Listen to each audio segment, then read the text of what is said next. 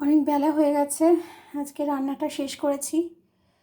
আর এই যে সাদা ভাত, আর এটা করেছি আমার খুব পছন্দের, এটা লাউ চিংড়ি, সেই বিদ্যাসাগর না, বীরবল বীরবলের সময়ে লাউ চিংড়ি ছিল না একটা পিসিমার, সে একটা ভালো গল্প ছিল। সে পিসিমা ছিল তার বিধবা, আর রাজা কৃষ্ণচন্দ্র বলেছিল, আর পিসিমা তো মাছ মাংস খেত না, আর প্রচণ্ড কিপটে ছিল। তা বোধহয় পিসিমার থেকে কিছু একটা আনার ব্যাপারে রাজার সাথে মানে বেট লাগিয়েছিলেন উনি, যে আমি ওই পিসিমার থেকে ওটা নিয়ে আসবো। তো রাজা বলেছিলেন যে তোমার পিসিমা প্রচণ্ড কিপটে, কিচ্ছু করবে না, দেবেই না, অসম্ভব। তখন উনি পিসিমার বাড়ি খেতে গেছেন, আর কচুরে করে কিছু চিংড়ি মাছ নিয়ে গেছে, দিয়ে পিসিমা খেতে দিয়েছে, বীরবলের পিসিমা। তা পিসিমার অজান্তে লাউয়ের মধ্যে কটা চিংড়ি মিশিয়ে দিয়েছিল।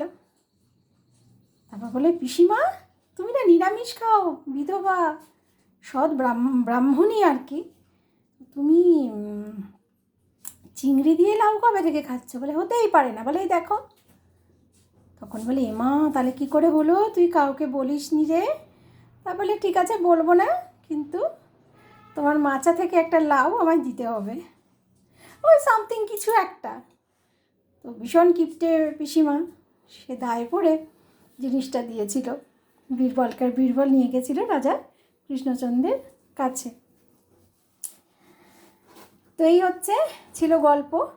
আর এখানে আমি কি করেছি, রাঁধুনি রসুন আর শুকনো লঙ্কা ফোড়ন দিয়ে তরুজুত করে লাউ চিংড়ি বানিয়েছি, আর ডিম সেদ্ধ করে ভেজে রেখেছি। আর এটা ছিল মানে করেছি আর কি, সকাল থেকে মা খেয়েছে, আমার পিয়াসের বাবা খেয়েছে এইসব পাবদা মাছের পাতলা করে বড়ি দিয়ে একটু ঝোল।